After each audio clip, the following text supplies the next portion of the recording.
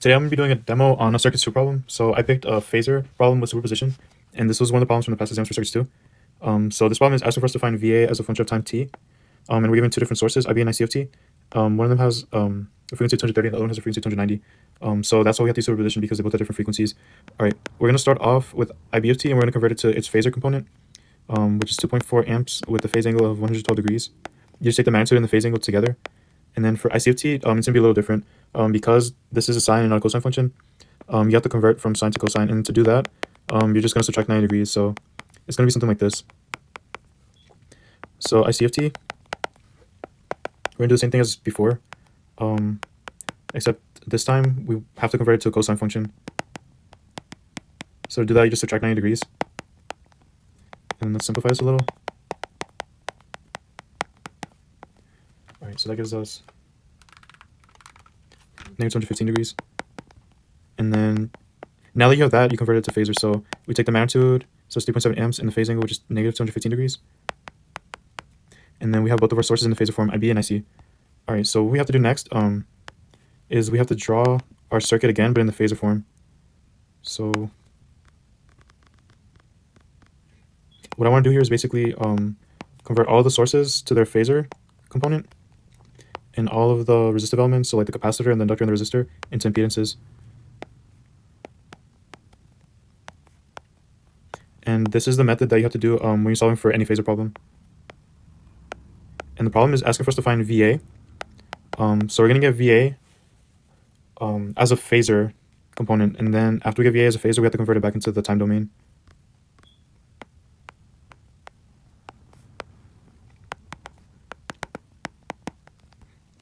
Alright, so I'm going to label this, this is 27 ohms, so for the impedance of a resistor, they all stay the same. Sorry, that's kind of hard to see. And I'm calling this my Z1, my Z2, and my Z3. And this is the sign convention for VA. Alright, and these are sources IB and IC. So superposition, just like you may have learned in circuits 1, is when you want to turn one independent source on and all other independent sources off, and then evaluate the function, or evaluate the variable that you're looking for when that source is on. So I'm going to redraw the circuit, and I'm going to evaluate it when IB is on and IC is off. So this is how it's going to look when IB is on.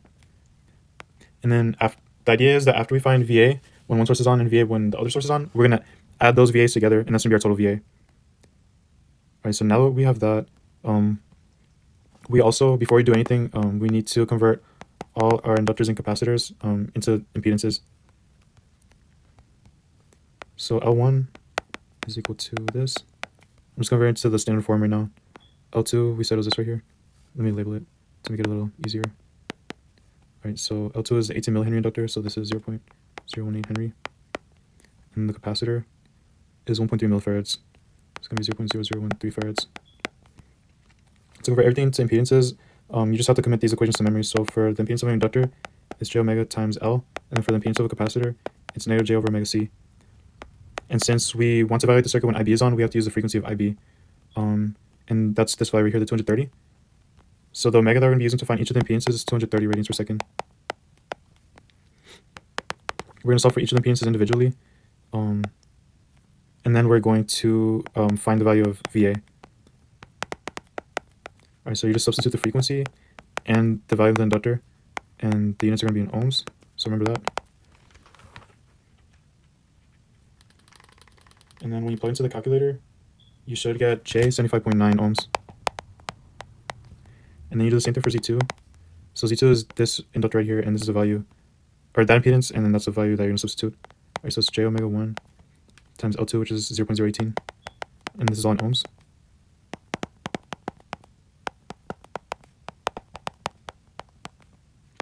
And then for Z2, you should get J 4.14 ohms. And then you know your answers are right when the complex part for the inductor is a positive, and the complex part for the impedance of the capacitor is negative. So to find Z3, it's negative J over omega C. So it's 230 for omega, and then C is, I believe, 0.0013, all in ohms. Alright, and then for Z3, when you solve it, you should get minus J 3.344 ohms. So now you have all your impedances, you're ready to solve for VA right here. The way we're gonna do this is with no voltage. The reason I chose no voltage is because you're gonna have one variable to solve for, and solving with no voltage, you can solve for VA using only one equation, so it makes it like really easy. So we're gonna take this value, and then we're gonna copy and paste it right here. This is for IB.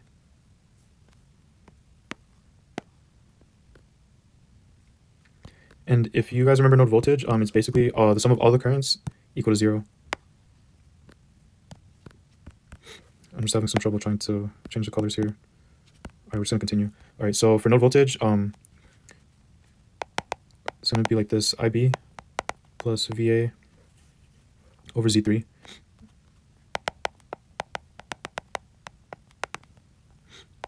Plus the current going through the 6.8 ohms resistor, and then plus the current going through Z2. And this is just going to be VA plus 4.3 because of the sign convention right here. And you're subtracting VA minus a negative 4.3 VA, so that's going to give you VA plus 4.3 VA. And this is all over Z2, which we solved for right here. It was J 4.14 ohms. And since this is a no voltage, we're going to set it all equal to 0, and we're just going to plug into our calculator and solve for the missing variable.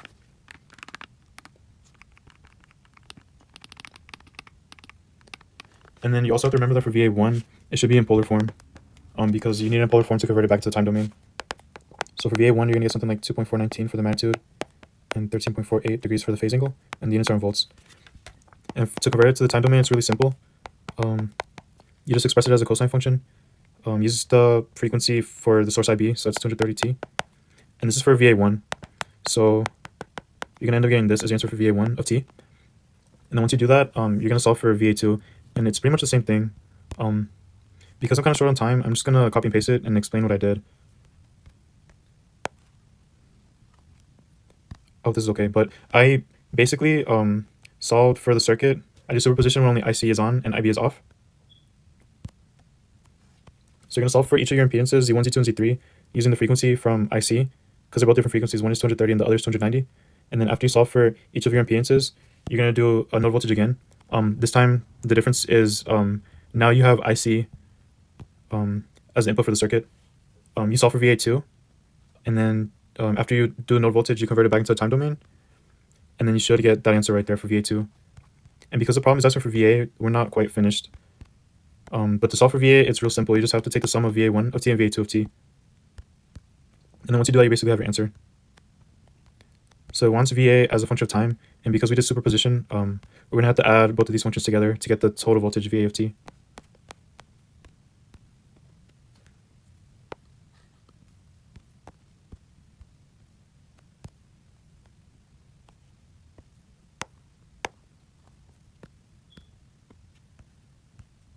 So the way superposition works is it's the sum of all the voltages or sum of all the currents when only one source is on. And because they're both in different frequencies, you're going to get a sum of V1 and V2. And this is the most simplest form that you can solve for VA.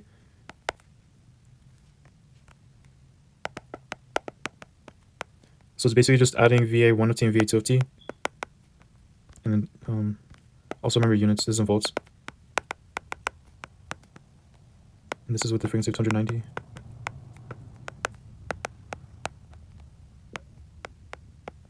Alright, and this is the answer that you get. So to go back through the process, we're given a circuit and we're asked to solve for VA. And to do that, or we're asked to solve for VA of t, but to do that first we have to convert from the time domain into phasor domain.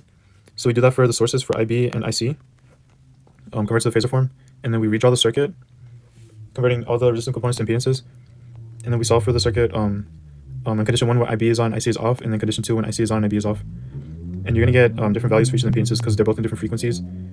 And then to solve for VA, in both of these conditions, you have to do a node voltage. And then after you get VA1 of t and VA2 of t, or I'm sorry, after you get VA1 and VA2, you convert it back into a time domain. And then after that, you just sum both of the functions together, and this is your final answer. Thank you everybody for watching.